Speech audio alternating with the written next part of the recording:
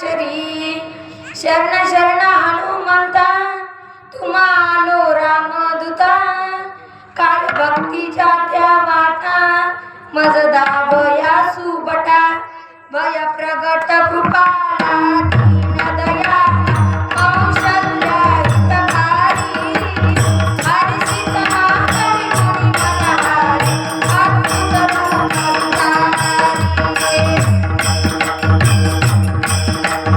नागेंद्र हाराय त्रिलोचनाय पद्मरागाय महेश्वराय विद्याय सुताय दिगंबराय तस्मै नकाराय नमः शिवाय तस्मै नकाराय नमः शिवाय तस्मै नकाराय नमः शिवाय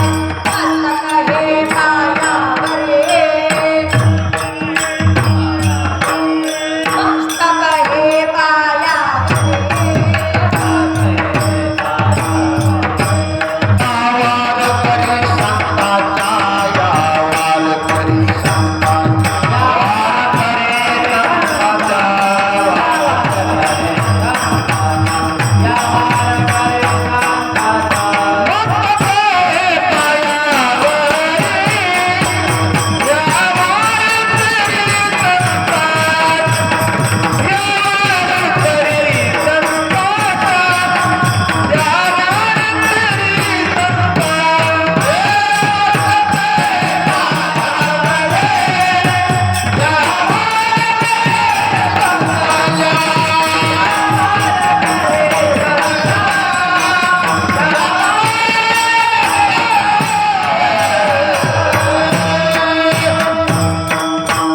मस्तक हे पायावरी या वारकरी संतांच्या विठ्ठल विठ्ठल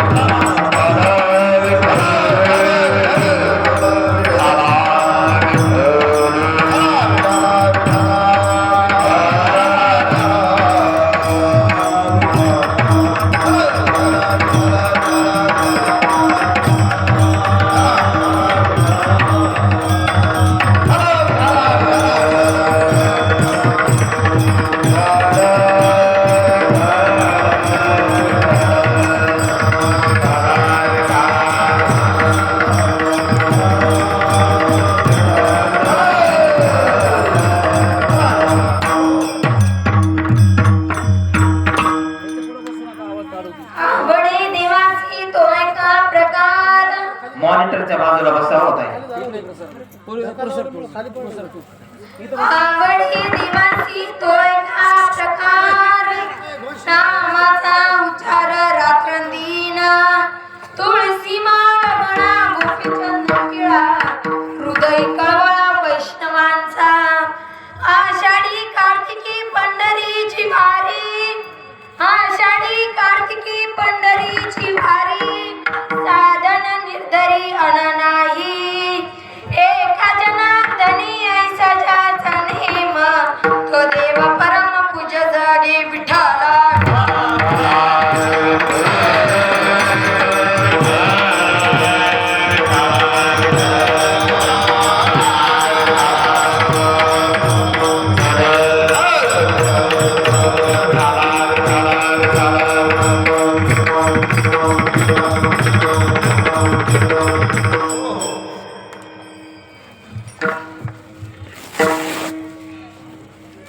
प्रश्नोत्तरी आवाज कमी सांग.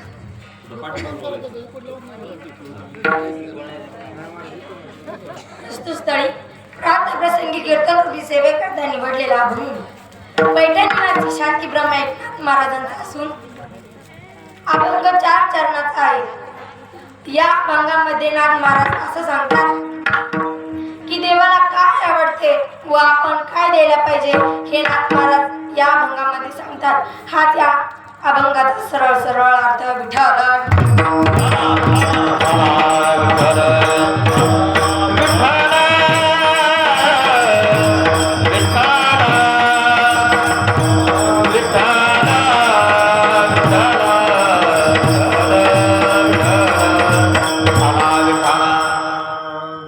सेवेला सुरुवात करण्यापूर्वी छोटासा परिहार देणं हा माझ्या दृष्टीने उत्कृष्ट आहे. माझा जरा सगळा बसलेला आहे म्हणून काही शब्द तुम्ही समजून घ्या, काही शब्द मी समजून घेते. चालत असलेला अखंड हरिनाम सप्ताह परम पूज्य वैकुंठवासी श्री संत दत्तागिरी बाबांच्या आशीर्वादाने चालत असलेला अखंड हरिनाम सप्ताह वर्ष 36वे. या वर्षी तिसऱ्या दिवसाची कीर्तन रूपी सेवा माझ्याकडे आलेली आहे. या गावकऱ्यांचे, तरुण मंडळीचे व समस्त शिंगाडे पोखरीमधील गावकऱ्यांचे व तरुण मंडळीचे आभार मानते आणि विशेष करून इथं उपस्थित असलेल्या महिला मंडळीचे. काय झालं महाराज माहिती का, मी एका गावात कीर्तनाला गेल्याच्या नंतर बाया आल्या, 4 माणसं मंडप भरून. म्हणून शोभा खास म्हणलं तर बाया माणसानं वाढते. म्हणून इथं जर मोजमाप करायचं असले तर महिलाही तितक्याच आहे, पुरुषही तितक्या आहे. परंतु माझी अशी विनंती आहे, जे तिथं बसलेले मंडळी, उभा राहिलेले, इकडं साऊंड सिस्टीम पशी बसलेले, त्यांनी जर मंडपमध्ये येऊन बसले ना, त्याच्यापेक्षा फार चांगलं वाटतं.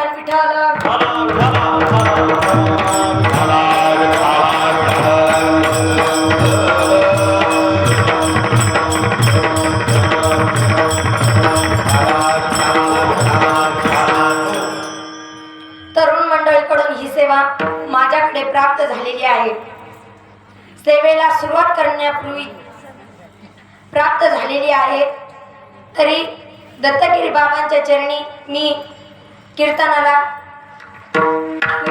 सुरुवात करते.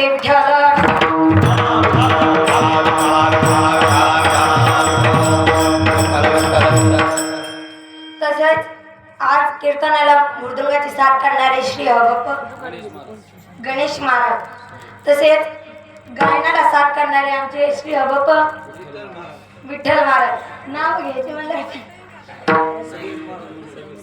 सर्वच महाराज मंडळी, विशेष करून छोटाले मुलं. पहिल्यांदाच माझ्या कीर्तनाला ही मुलं उपस्थित आहेत. महाराज विठ्ठल.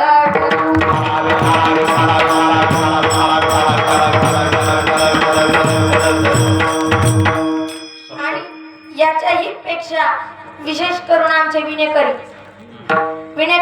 नाव काय मला ऐकू येत नाही. त्रिमक दादा शिंगाडे. समजा इथलेच ना तुम्ही विना घेतल्यावर तुम्हाला फायदा होतो हेही माहिती आहे. पण विना घेतल्याच्या नंतर विण्याचे नियम माहिती तुम्हाला नाही. विण्याचा पहिला नियम सांगते, बाकीचे तर मला माहित नाही, म्हणून पहिला नियम सांगते. कीर्तन चालत असताना मी जर गेले तशी जाणार नाही. समजा गेले कुठं वरती, मी जर वरती गेले तर अर्ध कीर्तन तुम्हाला करावं लागेल. जमन का? जमत म्हणते विठ्ठल.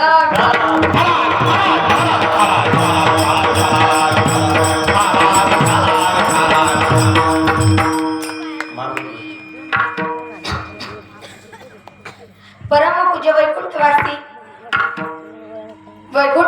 परम पूज्य दत्तगिरी बाबांच्या आशीर्वादाने चालत असलेला अखंड हरिनाम सप्ताह. या सप्ताहाचे 36वे वर्षे तिसऱ्या दिवसाची कीर्तन रूपी सेवा माझ्याकडे आलेली आहे. तरी सर्व महिला मंडळाचे, पुरुष मंडळीचे व तरुण वर्गांचे मी आभार मानते. आणि या सप्ताहाचे मार्गदर्शक श्री हबप्प नाना महाराज गोपने व वसंत महाराज नगरकर यांचेही मी आभार मानते व कीर्तनाला सुरुवात करते.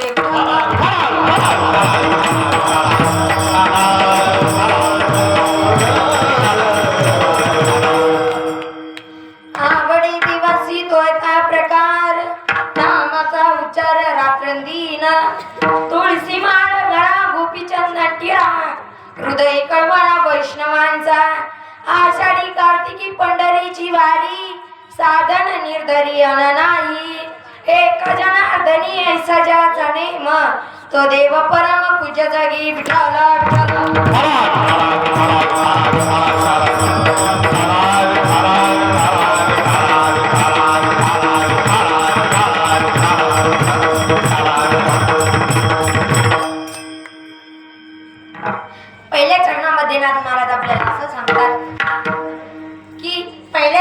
बद्रीनाथ महाराजांनी आपल्याला 3 प्रकार सांगितलेले आहेत. ऐका बरं का, कीर्तन झाल्यावर महिला मंडळींना विचारणार.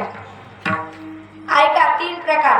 पहिला प्रकार जीवाची आवड, दुसरा प्रकार संतांची आवड आणि तिसरा प्रकार देवाची आवड.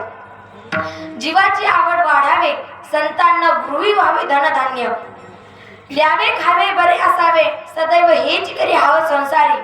महिला मंडळ तुम्हाला एक नाही तर किती असावे वाटते? झोपल्या नाही ना? तुम्हाला संपत्ती पाहिजे, तुका मन धन, धनासाठी देती प्राण. मग ज्ञानेश्वर महाराज एक ओवी सांगतात, जैसे तृष्णा वाढलिया मग मी रोई हातालिया, तरी न म्हणे धनंजया जया परी. प्रत्येकाला धन आवडते. ऐका, असे 14 जण मित्र होते, म्हणजे ते वट्यावर बसले नाही का तसे 14 जण मित्र होते. ते का वस्तीमध्ये राहत होते.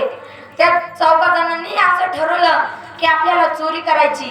कधी कीर्तन झाल्यावर बरं काय, कीर्तनाच्या आधी चोरी करायची. रात्रीचे 12 वाजले, 1 वाजत आला. ते म्हणाले आता सर्व झोपले असतील, आपण काय करू? चोरी करण्यासाठी निघाले. त्यातल्या 1 जण उठला, 1 जणांनी 14 जणांना उठवलं. उठवल्याच्या नंतर ते 14 जणही असा विचार केला की आपल्याला गावच्या एका मोठ्या श्रीमंताच्या घरी चोरी करायची. चोरी करत असताना त्यांनी त्या श्रीमंताच्या घरी गेले. गेल्याच्या नंतर एक सोन्याचा हंडा घेतला. गावाच्या बाहेर आल्याच्या नंतर एका मोठ्या वडाच्या झाडाखाली तो सोन्याचा हंडा ठेवला. त्या 14 जणांनाही भूक लागली होती. त्यापैकी 2 जण रात्रीच्या वेळी धाब्यावर गेले. धाब्यावर गेल्याच्या नंतर जे काही खाण्याचे पदार्थ होते ते घेऊन आले. आल्याच्या नंतर वाटीमध्ये आल्याच्या नंतर विचार करू लागले, अरे आपण या सोन्याच्या हंड्याचे 14 जण हिस्सेदार होतो. आपण काय करू? यात विष घालू. विष घालवल्याच्या नंतर ते 2 तर मरतील, पण आपण 2 जण या सोन्याच्या हंड्याचे हिस्सेदार होऊ. हा दुसऱ्याला सांगत होता, दुसरा ऐकून घेत होता. म्हणून त्या दोघांनी मिळून त्यात विष घालवलं. विष घालवल्याच्या नंतर ते अन्न घेऊन निघाले. अर्ध्या मदत आल्याच्या नंतर झाडाखालच्याही 2 जणांनी असा विचार केला, अरे आपण या सोन्याच्या हंड्याचे 14 जण हिस्सेदार होत आहोत. आपण काय करू? आपण मोठ्याले 2 दगड आणू. दगड आणल्याच्या नंतर त्यांनी 2 दगड आणले आणि त्या झाडाच्या मागे आणून ठेवले. ठेवल्याच्या नंतर त्या दोघांनी असं सांगितलं की ते 2 जण येतील, आल्याच्या नंतर झोपतील. झोपल्याच्या नंतर आपण हे दोघांनी मिळून हे दगड घ्यायचे आणि त्या दोघांच्या डोक्यात 2 दगड टाकायचे. झाडाखालचे दोघांनी नियमानुसार ठरवलं, दगड टाकायचे, डोक्यात दगड टाकायचे. आणि येणारेही 2 जणांनी असं ठरवलं होतं की नका अन्नामध्ये विष घालवायचं. ह्या 14 जणांनाही म्हणजे येणाऱ्याही 2 असा विचार केला आणि झाडाखालच्याही 2 जणांनी असा विचार केला. ते जे धाब्यावर गेलेले होते ते आल्याच्या नंतर सांगितलं, तुम्ही जेवण करून घ्या, तोपर्यंत आम्ही आराम करतो म्हणल्याच्या नंतर ह्या दोघांनी जे खाण्याचे पदार्थ होते ते दुसऱ्याच्या हातात दिल्याच्या नंतर हे 2 झोपी गेले. 1 तास झाला, 1.5 तास झाला, रात्रीचे 2 वाजले. 2 वाजल्याच्या नंतर हे 2 जण उठले. ते सोन्यात तो दगड उचलल्याच्या नंतर ते दोघांच्या डोक्यात टाकला. त्या दगडाचा आवाज सुद्धा आला नाही महाराज. म्हणून टाकल्याच्या नंतर हे 2 तर मेले, परंतु जे अन्न आणलेलं होतं त्यात विष कालवलेलं होतं हे त्या दोघांना माहीत नव्हतं. ते विष कालवल्याच्या नंतरही त्या दोघांनी जे ते 2 खाण्याचे पदार्थ खाल्ल्याच्या नंतर हे दोघंही मेले. ते दोघंही मेले. त्या सोन्याच्या हंड्याचा उपयोग झाला नाही. विठ्ठल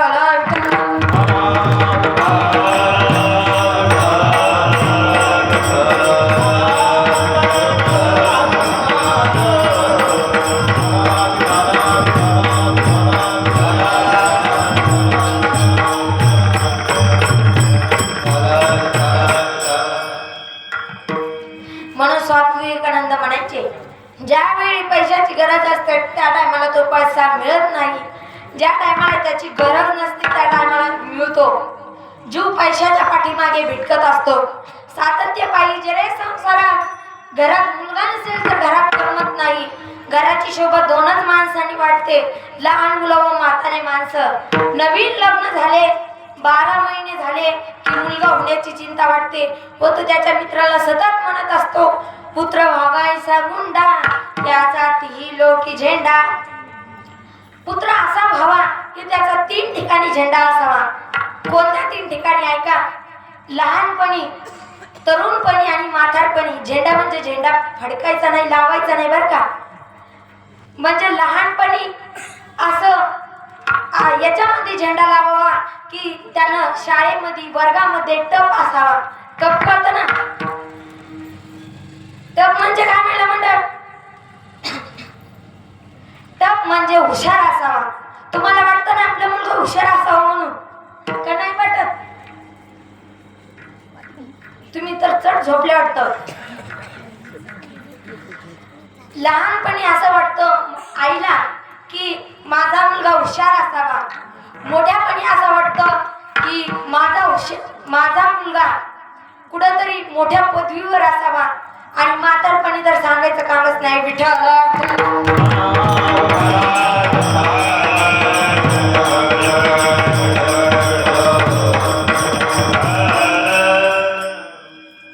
इथं बसलेल्या लहान मुलांसाठी एक शास्त्रामध्ये श्लोक सांगितलेला आहे का? कागचेष्टा बक ध्यानो तथे वच अल्पाहारो गृहत्यागो विद्यार्थी पंचलक्षणा. ऐका, विद्यार्थ्याकडे 5 लक्षण असले पाहिजे. पहिलं लक्षण आहे का? कागचेष्टा बक ध्यानो म्हणजेच का विद्यार्थी अवस्थेत अभ्यास करीत असताना कावण्यासारखी नजर असली पाहिजे. दुसरा लक्षण की विद्यार्थी अवस्थेत अभ्यास करीत असताना बगड्यासारखी ध्यान असले पाहिजे. तिसरं, विद्यार्थी अवस्थेत गृहत्यागो विद्यार्थी पंचलक्षणा. विद्यार्थी अवस्थेत जेवण कमी असले पाहिजे. चौथे लक्षण की विद्यार्थी अवस्थेत घरादाराचा त्याग करून विद्यार्थी कुठेतरी एखाद्या संस्थेमध्ये असो, एखाद्या मोठ्या शाळेमध्ये असो, घराचा त्याग असला पाहिजे. हे 5 लक्षण विद्यार्थ्याकडे असले पाहिजे.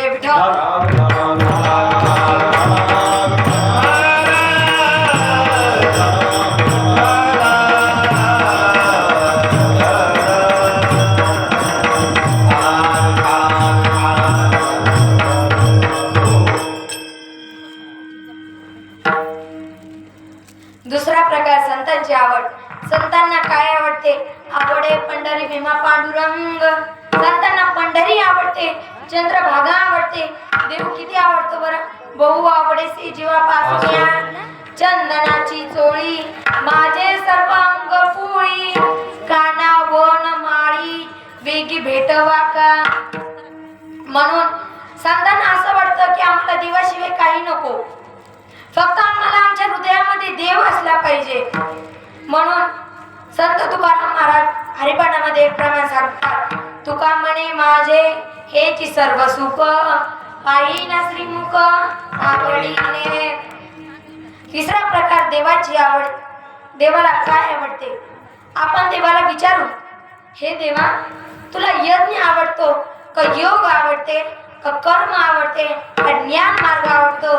तर देव सांगतात की मला ज्ञानाचा उच्चार करणारा भक्त आवडतो. हे नाथ महाराज अभंगाच्या आवडे देवासी आवडे देवासी तो आवडे देवासी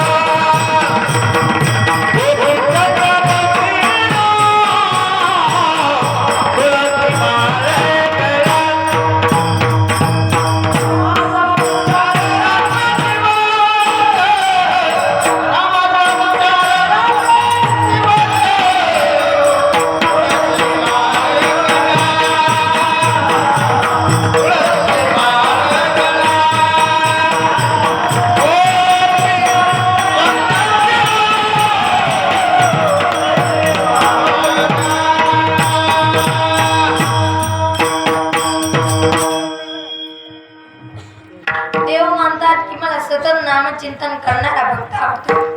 उदाहरणार्थ अर्जुन इतके श्रीकृष्ण म्हणायचे. तुकाराम महाराजांची जी विठ्ठल विठ्ठल म्हणायची. माझी या मज झाली अनावर वाचा, छंद या नामाचा घातलासी. म्हणून एकदा संत कबीर महाराज पंढरीच्या वारीकरता जाऊ लागले होते. वाटेमध्ये 2-4 मुली शेणाच्या गोरे वेचू लागल्या. तेवढ्यात त्यांची भांडणे चालू झाली. म्हणून जनाबाईंना कबीरांना जवळ बोलून घेतले. म्हणे, बाबा, माझ्या गोऱ्या या मुलीने घेतल्या, त्या मला परत करून द्या. तेव्हा कबीर महाराज म्हणतात, अगं जनाबाई, मी तुझ्या गोऱ्या कशा परत करून देऊ? तेव्हा जनाबाई सांगतात की माझ्या हाताचा स्पर्श ज्या गौऱ्यांना झाला आहे त्या गौऱ्या विठ्ठल विठ्ठल म्हणतात. महाराज, आपल्या महिला मंडळाच्या तोंडातून विठ्ठल विठ्ठल आवाज कधी निघाला?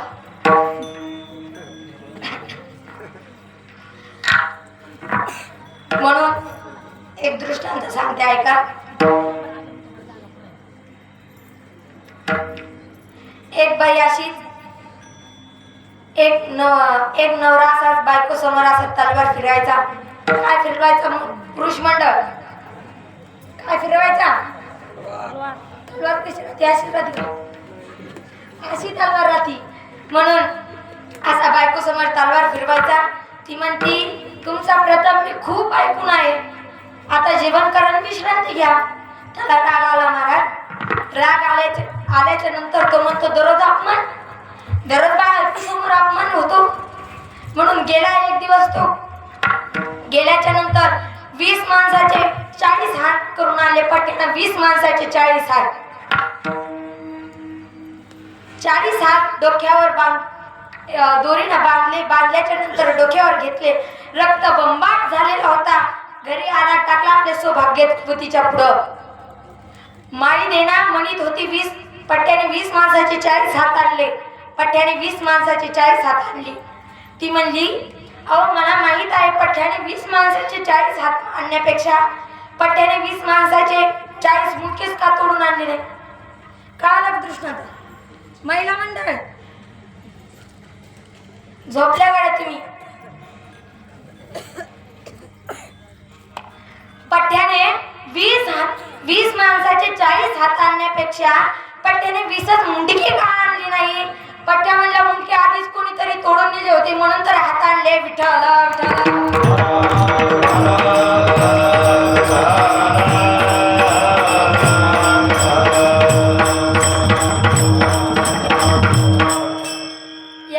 ह्यो जरी दृष्टांत कळाला नसेल तर याच्यापेक्षा छोटा सांगते, ऐका. मी अशीच कीर्तनाला गेल्याच्या नंतर गाडीतून खाली उतरले. जमिनीवर पाय टेकला की लगेच एक बारकी पोरगी माझ्याजवळ पळत आली. आल्याच्या नंतर मला येऊन म्हणाली, ताई, अहो ताई, तुम्हाला कविता येते का? मी म्हणलं, बाई, मला काही कविता येत नाही, मी काही शाळा गिळा शिकलेले नाही. ती म्हणते, मग तुम्ही कीर्तनच कसा करता? मी म्हणलं, बाई, मी शाळा शिकते पण मी काही कविता शिकायला जात नाही, मी अभ्यास करायला जाते. ती म्हणली, तुम्हाला कीर्तन करतात ना, तर मला एक कविता म्हणून दाखवा, तेव्हाच पुढे जाऊ देते. मी म्हणलं, बाई, मला काही कविता येत नाही आणि मी काही म्हणून दाखवित नाही. ती म्हणली, तुम्हाला येत नाही तर मी म्हणून दाखविते. मी म्हणलं, दाखव तूच म्हणून ती गेली. महाराज, ती असं म्हणती, गेल्या बाई आंब्याच्या मायात, आणल्या बाई पाखुळ्या करून, आणल्या बाई पाखुळ्या सोलून, दिल्या बाई नवऱ्याला करून, गेला बाई नवरा मरून, घेते बाई दुसरा करून. असे महिला मंडळीचे अर्थ शिक लक्षात आला का महिला मंडळ? तरी अर्ध्या हसल्याला अर्ध्या तशाच घालत हसायला. विठ्ठल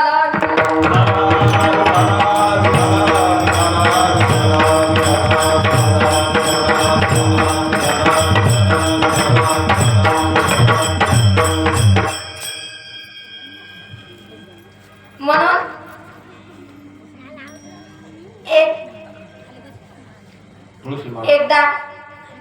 एकदा एक जावई बापू एका गावामध्ये राहत होते.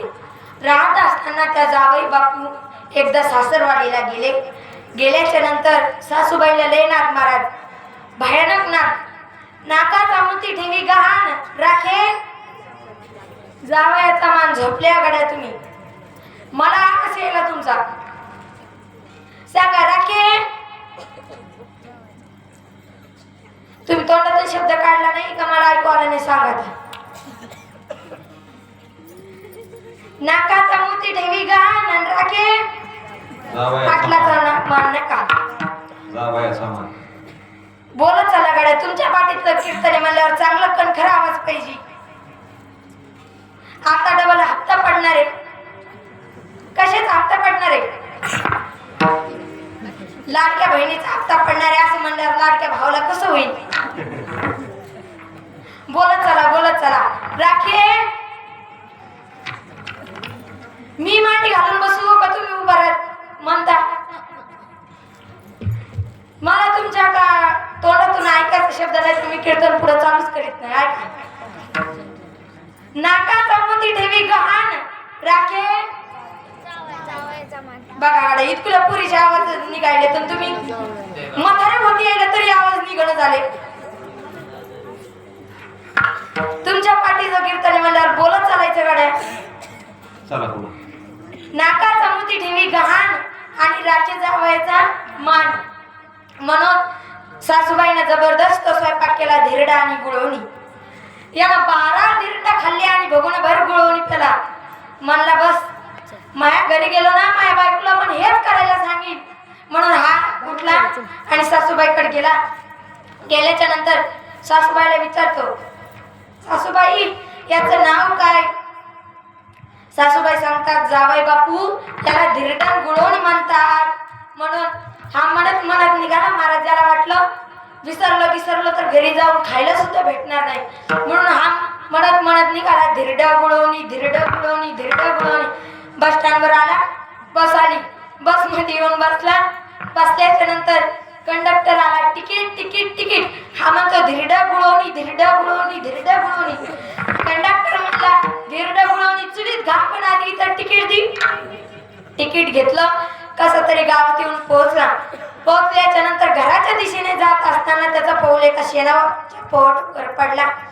पडल्याच्या नंतर जसा पाय त्या शेणाच्या पायावर पडला तसाच घसरला. घसरला तसाच पसरला. पसरला तसाच इसरला आणि इसरला तसाच पसरला. पडला तसाच विसरला. विसरला नाही. ऐका. विठाला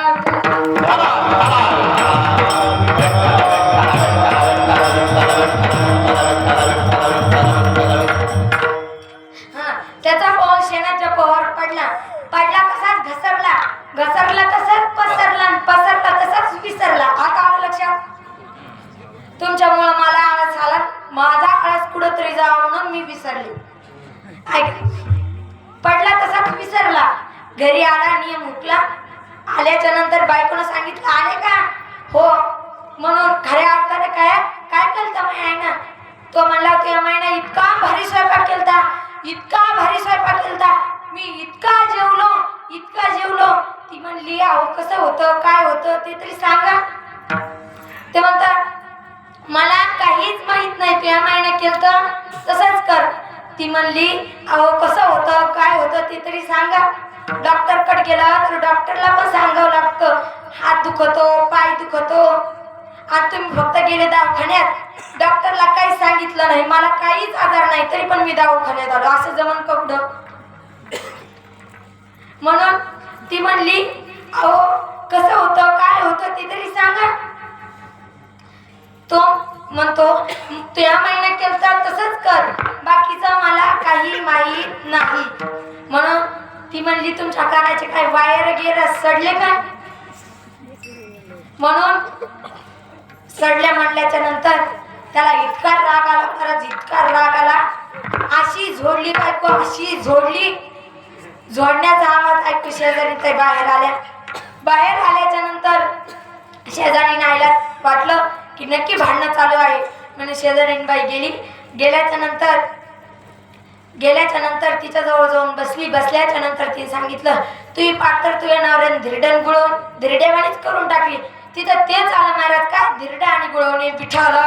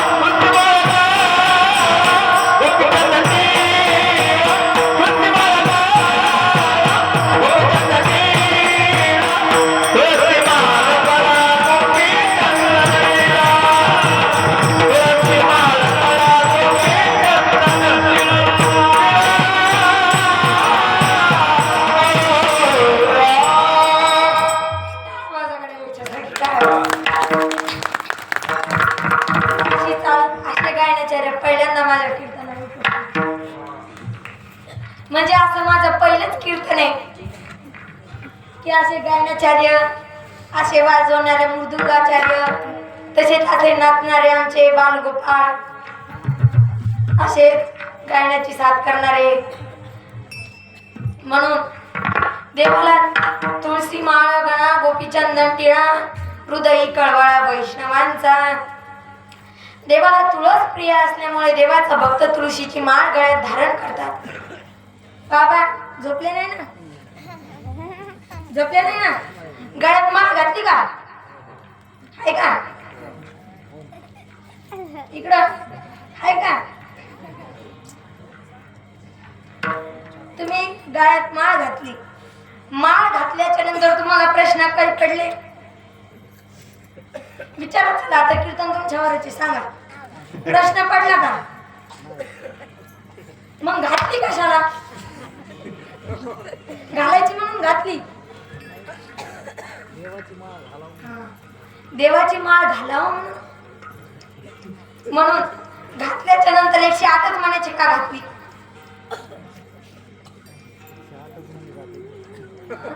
108च म्हणे कोण करते? जाऊ दे, यायला सोड. तुम्ही घातली पलीकडचे. याचं तोंड पाहिलं ते त्याचं तोंड पाहिलं. सांगा ना, घातली का नाही? घातल्या ना. मग 108च म्हणायची का घातली? आता उद्यापासून मी सांगते 109 म्हणायची घालता. घालसान का? घालसान का? का? याचं कारण असं आहे की आपल्या भारत देशामध्ये तुळशीचे 108 प्रकार आहेत. म्हणून वारकऱ्यांच्या गळ्यात सुद्धा 108 म्हणायची माळ आहे. दुसरं सांगायचं झालं तर आपल्या भारत देशामध्ये 108 संत होऊन गेलेले आहे. म्हणून वारकऱ्यांच्या गळ्यात सुद्धा 108च म्हणायची माळ आहे. गळ्यात कितीही अलंकार घाला, माणूस अलंकार दाखवल्याशिवाय राहत नाही. ऐका, गळ्यात कितीही अलंकार घाला, माणूस अलंकार दाखवल्याशिवाय राहत नाही. फक्त गळ्यात पवित्र तुळशीची माळ धारण करा, माणूस रामकृष्ण हरी म्हणल्याशिवाय राहत नाही. माणूस रामकृष्ण म्हणल्याशिवाय राहत नाही.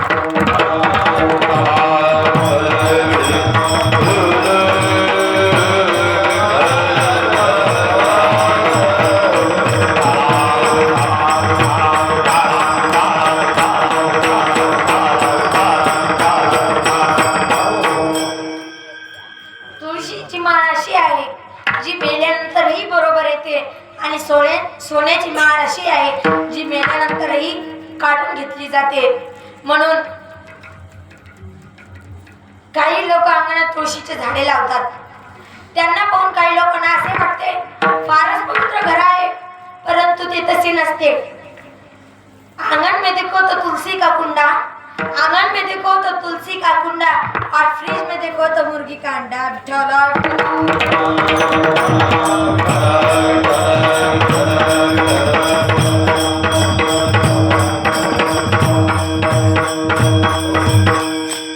म्हणून देवाचे भक्त देवाच्या नावाने गंध लावतात.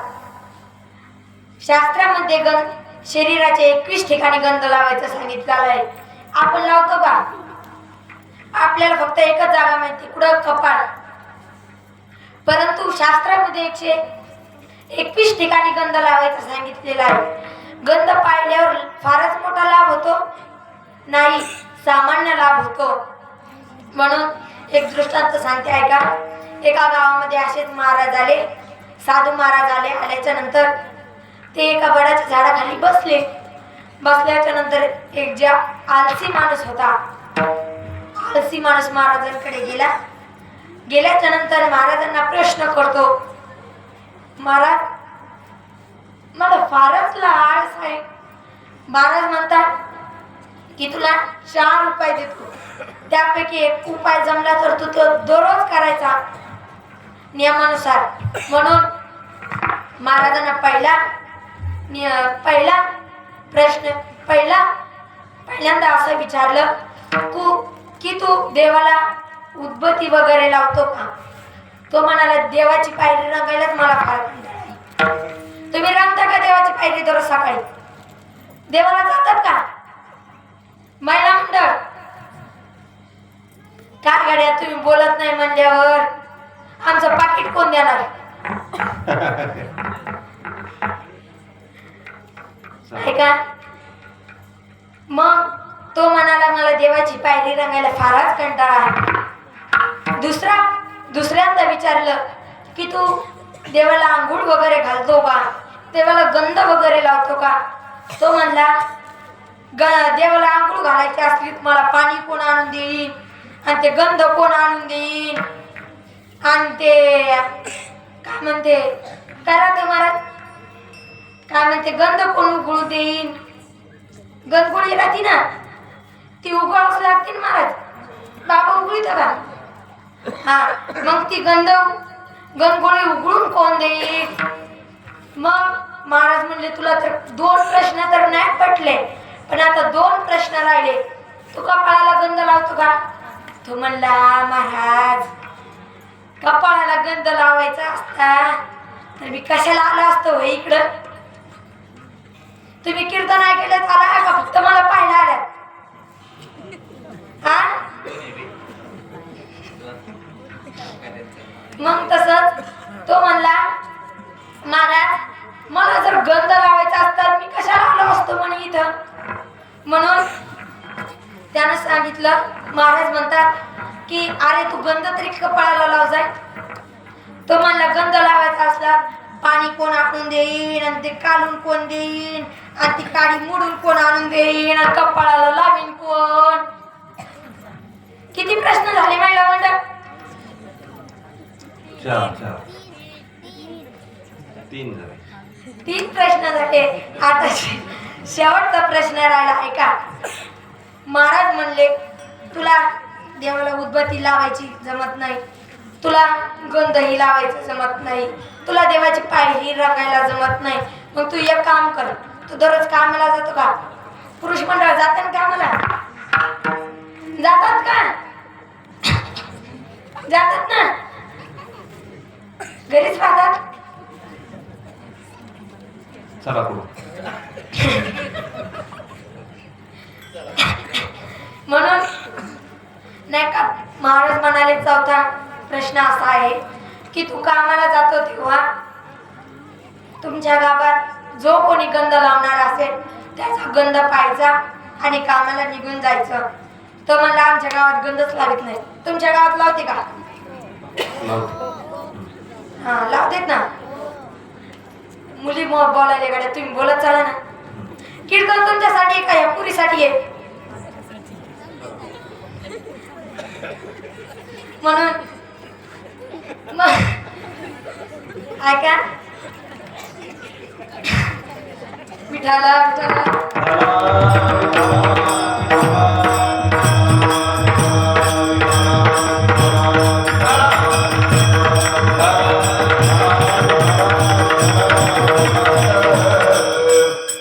म्हणून तू दररोज गंधा पाहिजे ना आपण आपल्या कामाला निघून जायचं. मला हे पटत गड्या. मला कोणाची पायरी रंगायची नाही, कोणाला जाऊन उदबत्ती लावायची नाही, आणि कुठं गंध लावायचा नाही, पण दुसऱ्याचा गंध पाहतो वडे. म्हणून ह्या काय केला महाराज म्हणले तुमच्या गावात कोणतरी गंध लावणार असेल ना? तो मला नाही आमच्या गावात कोण नाही गंध लावीत, सगळे बिना गंधाचीच येत, बिना गंधाचीच कामाला जात येतं, बिना गंधाचीच कीर्तनाला येतात का? कीर्तनाला येत नाही समजा, कपड्याला काहीतरी राहत. म्हणून नाही का काय झालं, तो म्हणाला लावतात ती कुंभाराला लावतात, तुमच्या गावातले सोडून बरं त्या गावची लावतात त्या कुंभाराला लावतात. मग महाराज म्हणाले तू त्यांचा गंध पाहायचा आणि आपण आपल्या कामाला निघून जायचं. हा मला हे पटत. म्हणून दुसरा दिवस उगवल्याच्या नंतर सकाळ झाली. सकाळ झाल्याच्या नंतर त्यानं स्नान वगैरे केलं, डब्बा वगैरे घेतल्याच्या नंतर कुंभारदादाच्या वाड्यात गेले. कुंभारदादाला हात दिली. कुंभारदादा कुंभारदादा म्हणतात अरे मला अशी कुंभारदादा नावानं एकही हाक दिली नाही, परंतु आता ही हाक ऐकली म्हणजे दिली कोणी? म्हणून कुंभारदादा त्या घराच्या बाहेर आले. आल्याच्या नंतर कुंभारदादांनी यांना बघितलं. बघितल्याच्या नंतर कुंभारदादाने प्रश्न केला, तुम्ही तर इकडे येत नव्हते ना, आले कस काय? जसं तुम्ही बांधाचे भांडं झाले, तोंड पाहायला जात नाही ना. तुम्ही म्हणतात नाही ना मी याचं थोबाड पाहणार नाही, नाही ना मी याचं काम करणार नाही. तुमच्या गावची भांडणं सोडून टाका त्या गावची. म्हणून कुंभारदादा म्हणतात, तुम्ही तर इकडे येत नव्हतात, आले कस काय? ते म्हणाले, नाही नाही की दिवसाचा चहा घेतला नव्हता म्हणून चहाच्या कामासाठी आलो. मग यानं चहा वगैरे घेतल्याच्या नंतर कुंभारदादाला सांगितलं की आता येतो बरं का, माझा टाइम झालाय, येतो मी नाहीच बरं का. ते म्हणाले येतो मी. म्हणून त्यानं डबा वगैरे घेतला आणि कामाला निघून गेला. दुसरा दिवस उजाडल्याच्या नंतर परत हा कुंभारवाड्यात गेला. कुंभारदादाच्या वाड्यात गेल्याच्या नंतर परत गंध बघितला आणि आपण आपल्या कामाला निघून गेला. परत तिसरा दिवस उजाडल्याच्या नंतर परत गंध बघितला. गंध पाहिल्याच्या नंतर परत ते कामाला निघून गेले. हा प्रकार एकदा नाही, दोनदा नाही, असं सतत चालू राहिला. दररोज गंध पाहायचा नियम चालू झाल्याच्या नंतर एका दिवशी कुंभारदादा माती आणण्यासाठी खालच्या रानात गेले. ह्या खालच्या नाही बरं का, त्या खालच्या. पण खालच्या रानात गेल्याच्या नंतर हा कुंभारदादाच्या वाड्यात आल्याच्या नंतर कुंभारदादाला हाक दिली. कुंभारदादा, अहो कुंभारदादा. कुंभारदादांना घरी नव्हते म्हणून आवाज काही दिला नाही, म्हणून कुंभारीताईनं आवाज दिला. आल्याच्या नंतर कुंभारताई बाहेर आल्याच्या नंतर सांगितलं ते खालच्या रानात माती आणण्यासाठी गेले. मग कुंभारताईनं वावराचा रस्ता दाखवल्याच्या नंतर हा 1 किलोमीटर होता. 1 किलोमीटरवर होता की कुंभारदादा 1 किलोमीटरवर होते. कुंभारदादा माती खांदत असताना टणकन आवाज आला बरं का, पुढचं नाही. टणकन आवाज आला. कुंभारदादानं मागं फिरून पाहिल्याच्या नंतर हा 1 किलोमीटरवर होता. पाहिल्याच्या नंतर हा म्हणत होता, पाहिला. कुंभारदादाला वाटलं यानं काय. कुंभारदादानं तो सोन्याचा हांडा वर काढल्याच्या नंतर कुंभारदादाने मागं वळून पाहिल्याच्या नंतर हा म्हणतो पाहिला. कुंभारदादा म्हणतात, अरे इकडे. तो म्हणतो पाहिला. कुंभारदादा म्हणतात, यानं काय सोन्याचा हांडाच पाहिला काय करू. कुंभारदादांना एक शिवी दिली. शिवी दिल्याच्या नंतर याला फार राग आला. हा म्हणला तिथं जातो कुंभारदादाच्या अशा कानाखाली वाजतो. तुम्ही वाजू नका बरं का, तुमच्या गावचे कुंभारदादा सोडून. म्हणून असा हात उचलला आणि देणार होता त्यांच्या थोबाडीत. परंतु कुंभारदादा म्हणतात, आई हे बघ, हा सोन्याचा हांडा आहे. त्यानं जशी बाई होती तशी मोकळी केल्याच्या नंतर काय नाही, मच्छर हाणणार होतं म्हणला. गालावर मच्छर बसलेलं होतं, मच्छर हाणणार होतं म्हणून कुंभारदादा म्हणतात, हे बघ, हा सोन्याचा हांडा आहे. आपण काय करू, याचे 2 तुकडे करू. तुकडे केल्याच्या नंतर म्हणजे अर्धा वाटा मी घेतो, अर्धा वाटा तू घे. परंतु गावात कोणालाही माहीत झालं नाही पाहिजे की आपल्याला की सोन्याचा हांडा सापडला. म्हणून ह्या दोघांनी सोन्याच्या हांड्याचे 2 हिस्से केल्याच्या नंतर निघाले रस्त्यात. घराच्या दिशेने जात असताना तो गंध न लावणारा विचार करू लागला, अरे आपण फक्त गंध पाहिला तर आपल्याला अर्धा सोन्याचा हांडा भेटला. आपण जर गंध लावलेला असता तर आपल्याला पूर्ण सोन्याचा हांडा मिळाला असता. म्हणून गंध पाहिल्यावर फक्त सामान्य लाभ झाला. म्हणून काहींच्या हृदयामध्ये प्रेम भक्तीचा कळवळा असतो. प्रेम सुख देई प्रेमाविना नाही समाधान. अजून कोणते साधन ते भक्त करतात ते नाथ महाराज अभंगाच्या 3ऱ्या चरणात. आषाढी कार्तिके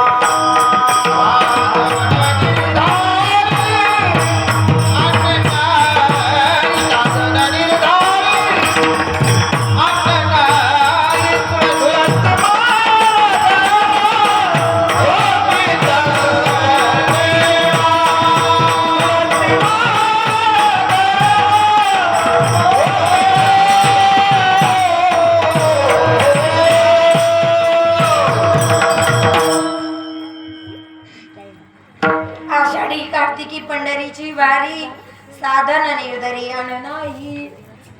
नाथ महाराजांना राग येत नव्हता. नाथ महाराजांना राग आणायचा तरी कसा, म्हणून गावातल्या काही लोकांनी असं ठरवलं की नाथ महाराजांना राग आणायचा. म्हणून गावच्या सरपंचाने दवंडी दिली की जो कोणी नाथरायांना राग आणि त्याला 1 लाखाचं बक्षीस. पहिला वेळा एका ब्राह्मणाने उचलल्याच्या नंतर सकाळी सकाळी तो ब्राह्मण असा तसा नाही तर नाथ महाराजांच्या घरी बूट घालून शिकला. तरी पण नाथ महाराजांना राग आला नाही. नाथराय देवपूजा करत होते. ज्या पाटावर देवाला बसवणार त्या पाटावर येऊन बसला. तरी पण नाथ महाराजांना राग आला नाही. मग याच्याही उलट घडलं. नाथ महाराजांनी त्याची देवाप्रमाणे पूजा केली. हा ब्राह्मण विचार करू लागला, अरे नाथ महाराजांच्या घरी सकाळी मी बूट घालून शिरलो तरी पण नाथ महाराजांना राग आला नाही. नाथराय ज्या पाटावर देवाला बसवणार त्या पाटावर मी येऊन बसलोय तरी पण नाथ महाराजांना राग आला नाही. याचाही उलट घडलं की नाथ महाराजांनी आपला देव समजून माझी पूजा केली.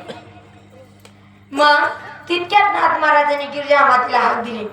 गिरजा, अगं हे गिरजा, आपल्या घरी थोडस मोठस व्यक्ती आलंय, त्याला पुरणपोळ्याचा स्वयंपाक बनव. गिरजा माता स्वयंपाक घरात गेल्या. स्वयंपाक बनवू लागल्या. स्वयंपाक बनवण्यापूर्वी हा ब्राह्मण विचार करू लागला, अरे आपण गिरजा मातेच्या पाठीवर बसलो नाही चालणार का. म्हणून गिरजा माता वाढण्याकरिता खाली वाकल्या. हा उठल्याच्या नंतर गिरजा मातेच्या पाठीवर जाऊन बसला. नाथ महाराज म्हणतात, गिरजा, अगं ये गिरजा, तुझ्या पाठीवर थोडस मोठस व्यक्ती बसलंय, त्याला पुरणपोळ्या त्याला पडू देऊ नकोस, रडू देऊ नकोस. गिरजा माता म्हणतात, अहो या पाठीला 4 लेकरं सांभाळायची सवय आहे, हे तर एकटंच आहे ना. त्या ब्राह्मणाला फार वाईट वाटले. तो ब्राह्मण खाली उतरला आणि नाथ महाराजांचे चरण धरले आणि म्हणतो, श्री संतांची माता चरणावरी साष्टांग करे दंडवत विठ्ठल.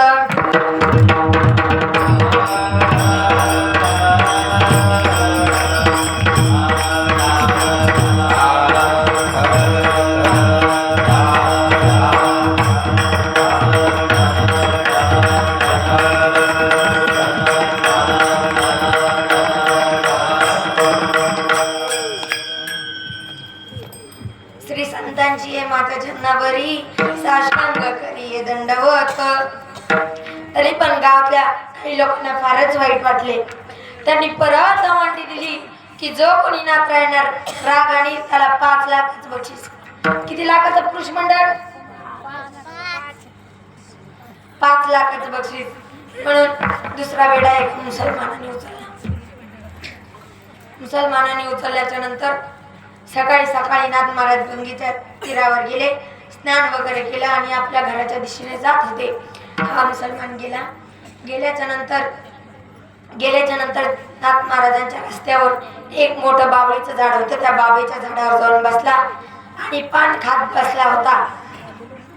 नाथराय येण्याची वाटच पाहत होता. तरी पण नाथराय तिकडून दिसले. नाथराय ज्या रस्त्याने जात होते त्याच रस्त्यावरून हा मुसलमान पान खाऊन थुकला. तरी पण नाथरायांनी वर बघितले नाही. परत गेले, परत गंगेचं स्नान करून आले. परत तो मुसलमान नाथ महाराजांच्या अंगावर थुंकला. परत नाथ महाराजांनी वर बघितलं नाही. परत गेले, परत गंगेचं स्नान करून आले. हा प्रकार 1दा नाही, 2दा नाही, 3दा नाही, हा प्रकार 108 वेळेस घडला. किती वेळेस?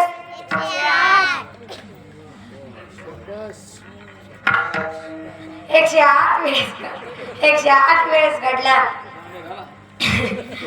108 वेळेस घडल्याच्या नंतर त्या मुसलमानाची तोंड पान खाऊन सडल्यासारखे झाल्याच्या नंतर तो मुसलमान खाली उतरला. नाथ महाराजांचे चरण धरले आणि म्हणाला, नाथ महाराज मला माफ करा. नाथ महाराज म्हणतात, मी कोण तुला माफ करणार? तुझ्यामुळं मला 108 वेळेस पवित्र गंगेचं स्नान करून मिळालं.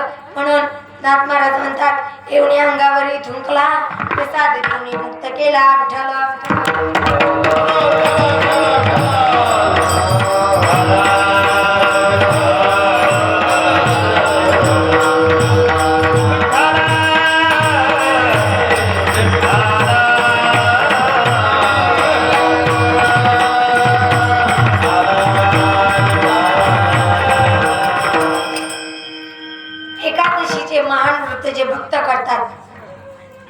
भगवत पुराणामध्ये अमरस राजाची कथा आलेली आहे. त्यांच्या राज्यामध्ये प्रशुभ प्राणी हे एकादशी धरायचे. आपल्या गावात धरतात ना सर्वजण? धरतात का? एखाद्याचं नाव घ्यायचं, धरतात ना? मग तसंच एका गावामध्ये एका माणसाने एकादशी धरली नव्हती. धरली नसल्यामुळे मोठी जी एकादशी राहती ती त्यानं धरली. धरल्याच्या नंतर सकाळी बायकोकडे गेल्याच्या नंतर सांगितलं, मी एकादशी धरली, पण फराळीच्या वेळेला काय काय आणायचं. म्हणून तिनं सांगितलं, तुम्ही एकादशी धरली म्हणल्यावर अर्धा किलो शिल्लक सांगावं लागतं. एका बाईला अर्धा किलो लागतं दिवसभरात. लागतं का महिला मंडळ? अर्धा किलो. मग तिने सांगितलं की 1 किलो साबुद्रा, 1 किलो भगर, 2 डझन केळं, 1 डझन सफरचंद. त्याला लिहून घेतल्याच्या नंतर दुकानदाराकडे गेला. दुकानदार म्हणाला, आज घेऊन तरी काय चालले, कस काय 4 महिन्याचं उपासी म्हणल्याच्या नंतर त्यानं सांगितलं, मी पहिल्यांदाच एकादशी धरली. जे बायकोनं सांगितलं ते मी घेऊन चाललो, मला बाकीचं काहीच माहीत नाही. म्हणून तिनं जे सांगितलं होतं त्यानं मग तसं त्यानं ते घेतल्याच्या नंतर घरी आला. बायकोनं भगर केली, साबुद्रा केला, 1 डझन केळं घरी ठेवले, 1 डझन वावरात घेऊन गेल्या. अर्धेच ना पावशर अर्धे ना महिला मंडळ, अर्धे का पावशर? तुम्ही शांत बसा ना. मला माहिती आहे तुम्ही शाळेत जाता, तुम्हाला हुशार आहे. महिला मंडळीला सांग दे, जाऊ द्या. ह्यो दृष्टांत राहू दे, ते दुसरा दृष्टांत सांगते ऐका. तुम्ही बाजाराला जाता का महिला मंडळ? हाव का नाही सांगा, हो का नाही? म्हणून एक बाई अशी चप्पलच्या दुकानात गेली.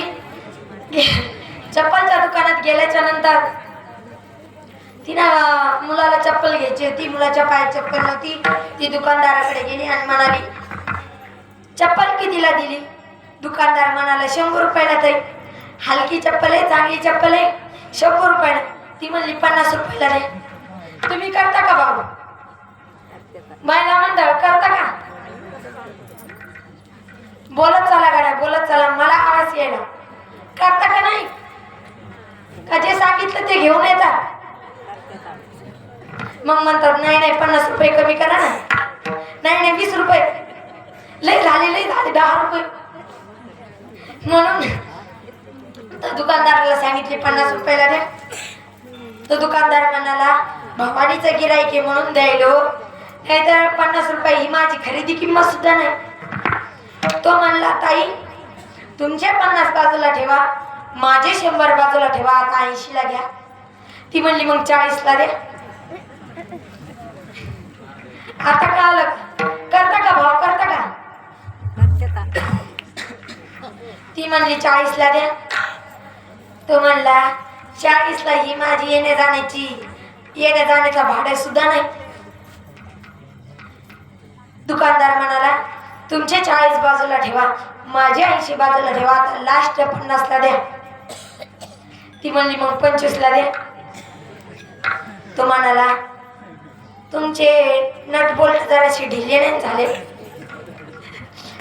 महाराज, नट बोल्ट ढिले झाल्याच्या नंतर त्या बाईला इतका राग आल्याच्या नंतर ती म्हणली, याच्या दुकानात पहिल्यांदा पाऊल ठेवला, आता दुकानात पाऊल सुद्धा ठेवणार नाही. ती राग निघाल्याच्या नंतर हा दुकानदार म्हणाला, भवानीचे गिरायके, कसं तरी लक्ष्मी आली, काढून कशी द्यावा. म्हणून तो त्यात जी चप्पल होती ती घेतली नाही, तिच्या अंगावर फेकून दिली. म्हणला, फुकट घेऊन जाय, पण आधी दुकानाच्या बाहेर जाय. ती म्हणली, फुकट न्यायची म्हणल्यावर डबल 1 जोड द्या. मिठाला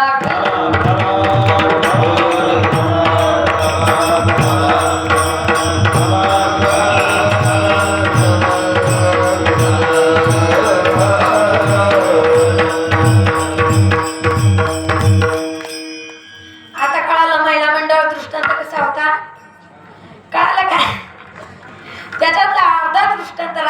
जा. मग जसं तिनं जसं सांगितलं होतं तसं हा घेऊन आल्याच्या नंतर बायकोनं अर्धा फराळीचं घरी ठेवलं, अर्धा फराळीचं वावरात घेऊन गेली. यानं एकादशी धरलेली होती. याला घरी बसल्या बसल्या आळस आला.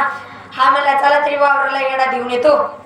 दिल्याच्या नंतर घरचा फराळीचं सपाट केलं होतं.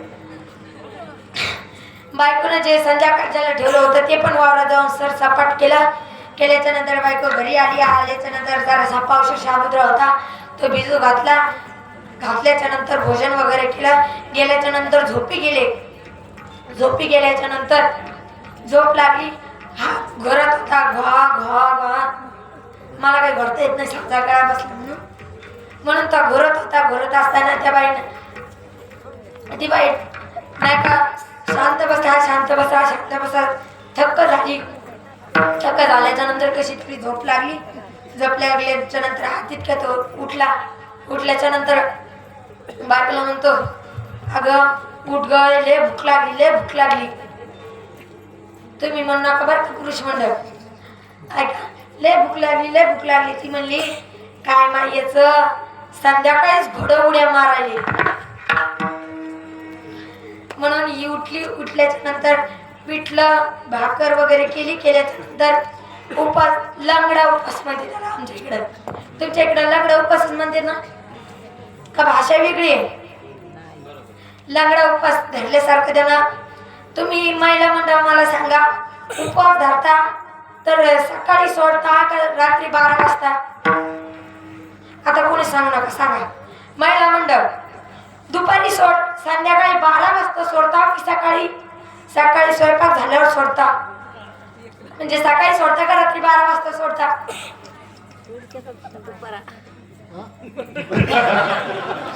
आजीनं डायरेक्ट उत्तर दिलं दुपार. ते जवळ होते तुम्ही तरुण आहेत अजून बोलत चालायचं. सकाळी सोडता का 12 वाजता? आपण समजून चालायचं ह्या रात्री उपास सोडता. तुम्ही रात्री उपास सोडता समजायचं. म्हणून त्यानं लंगडा उपास सारखा रात्री 12 वाजता उपास सोडल्याच्या नंतर सकाळ झाल्याच्या नंतर बायाने सांगितलं, बाई त्या नवऱ्यानं पहिलीच एकादश धरली होती. तिच्या तोंडातून गप्प शब्द निघाला लंगडा उपास. म्हणून ती म्हणली लंगडा उपास कसा राहतो? ती म्हणली काय नाही सकाळी सोडला उपास विठाला.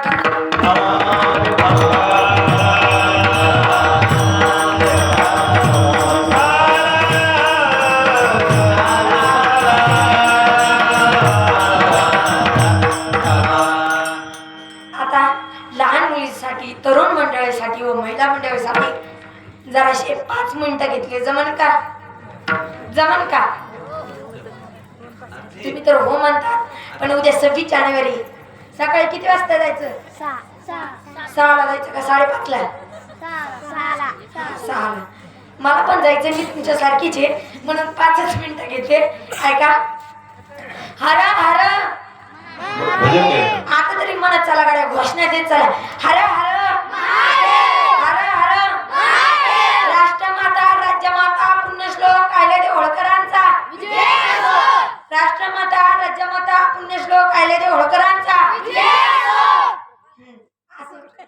असं कीर्तन असते तर अजून 4 घंटे भेटले असते. तुमच्या तोंडातून शब्दच फुटना.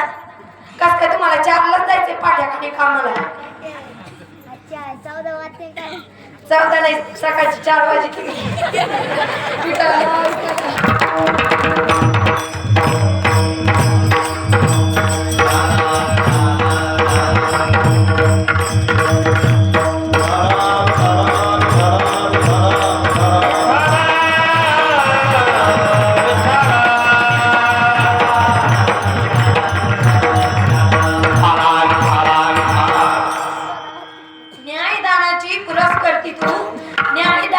पुरस्कर्ती तू राख तुला अन्यायाचा. अहिल्यादेवी तू अभिमान आम्हाला तुझ्या शौर्याचा. जेव्हा समाजामध्ये न्याय, अत्याचार व धर्म वाटतो तेव्हा त्याला संपवणारी शक्ती या जगात जन्म घेते. आणि तेच घडलं. 31 मे 1725 रोजी माणकोजी शिंदे आणि सुशीलाबाई शिंदे याच्या धनगर कुटुंबामध्ये एक कन्या जन्माला आली. त्या कन्याच्या तेजाने साक्षात सूर्यही लाजला. त्या कन्याचे नाव अहिल्या असे ठेवण्यात आले. ही तीच अहिल्या जिने चूल आणि मूल समाज व्यवस्थेला जुगाड देऊन एका हातामध्ये शस्त्र आणि दुसऱ्या हातामध्ये शास्त्र घेऊन तब्बल 29 वर्ष आदर्श राज्य कारभार केला. अहिल्याबाईंच्या जीवनात जर सर्वात जास्त योगदान कोणाचे असेल तर त्यांचे सासरे मल्हारराव. कारण मल्हारराव म्हणजे सामर्थ्य, मल्हारराव म्हणजे परिक्रामी, मल्हारराव म्हणजे विश्वास, मल्हारराव म्हणजे अहिल्यादेवीच्या आयुष्यावर सतत पडत असलेली कौतुकाची थाप. मल्हाररावांनी आपल्या 8 वर्षाच्या सुनेला शिकवलं युद्ध कसं करायचं.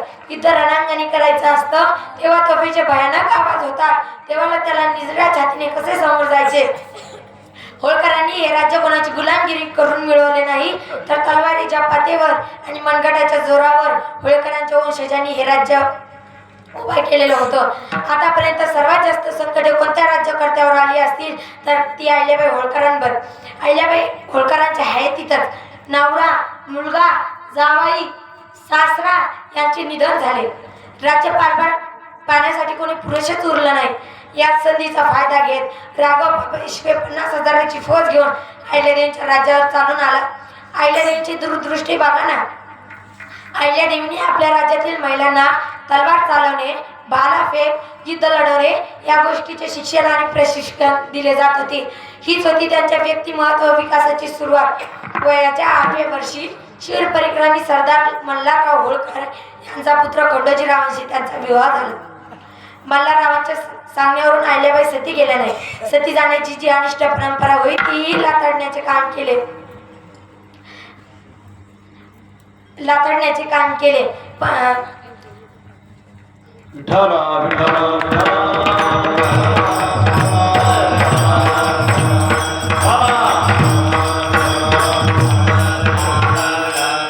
राघव पेशवे 50,000ची फौज घेऊन अहिल्यादेवीच्या राज्यावर चालून आला. अहिल्यादेवीच्या दूरदृष्टी बघा ना. अहिल्यादेवीने आपल्या राज्यातील महिलांना तलवार चालवणे, भाला फेक, इतर युद्ध कलाही शिकवल्या व भारतात महिलांची पहिली फौज तयार करणाऱ्या अहिल्याबाई होळकरच होत्या. परंतु तलवार हातात घ्यावं चालत नाही तर सोबत बुद्धी कौशल्यही लागतं. म्हणूनच त्यांनी राघोबा पेशव्यांना पत्र लिहिलं, मी एकटी आहेस, आपला आहेस असं समजू नकोस. जेव्हा मी हातात तलवार आणि खांद्यावर भाले घेऊन मैदानात उतरेन तेव्हा तुला खूप जड जाईल. आपली भेट लवकरच रणांगणात होईल. परंतु मी हारले तर मला कोणी नावं ठेवणार नाही. परंतु तुम्ही जर हारला तर तुम्हाला सारे जग नावे ठेवेल की तुम्ही एका महिलेकडून हारला. राघव पेशवेंनी माघार पत्करलं. शत्रूला रणात पराभूत करण्याआधी मनात पराभूत करायचं असतं. कारण मनात पराभूत झालेला शत्रू रणांगणात उभा राहू शकत नाही असं मानसशास्त्र त्यांना अवगत होतं. हा इतिहास होता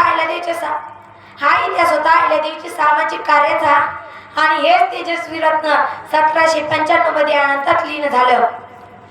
शेवटी एवढंच म्हणावं वाटते, श्री क्षेत्र महेश्वर या ठिकाणी नर्मदा मायाच्या तीरावर भगवान शंकराच्या दरबारामध्ये अनंतात लीन झालं.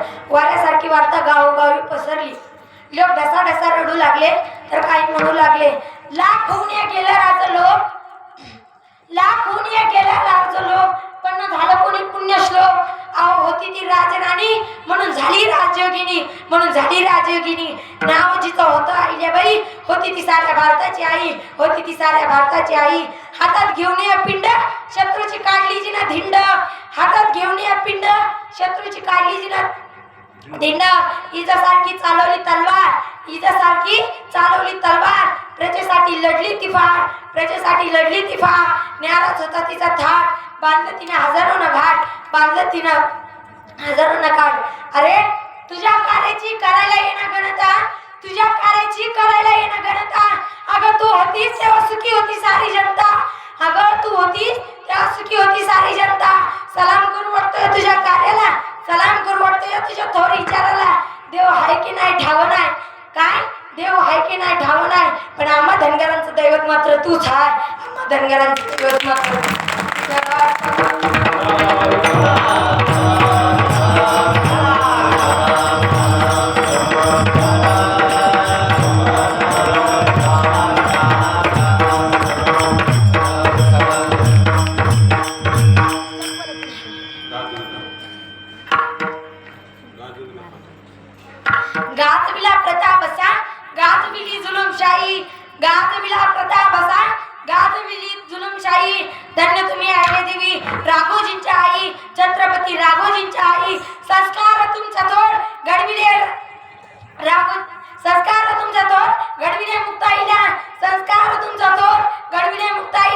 रेतेला उतारिले तुम्ही त्या आदर्श माता झाल्या संस्काराला माती तुमच्या जगी तोड नाही संस्काराला माती तुमच्या जगी तोड नाही धन्य तुम्ही राष्ट्रमाता राघोजींच्या आई छत्रपती राघोजींच्या आई बोलणे हे माते लीन तुमच्या पायी बोलणे हे माते लीन तुमच्या पायी धन्य तुम्ही आयले देवी राघोजींच्या आई छत्रपती राघोजींच्या आई आपल्या गावामध्ये बाळूमामाचं मंदिर बरोबर का आता तरी बोलत चला गाड्या कीर्तन संपणार आहे 4 मिनिटात बोलत चला कशाचं मंदिर चालू आहे पुढं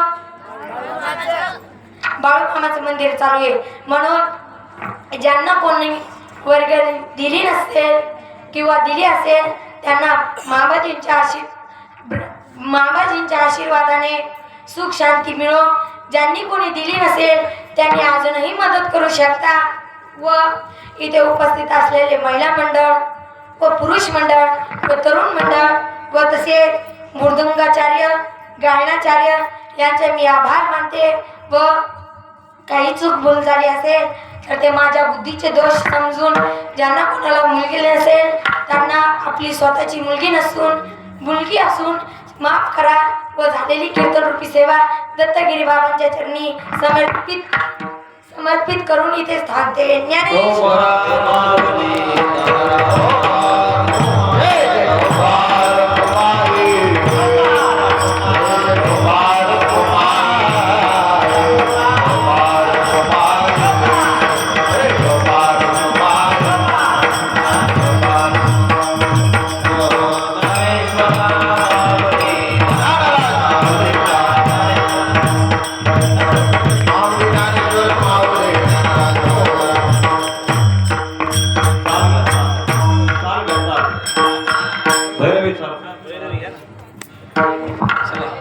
जलदमध्ये चालमाना बाळू महाराज आणि शिवाजी महाराज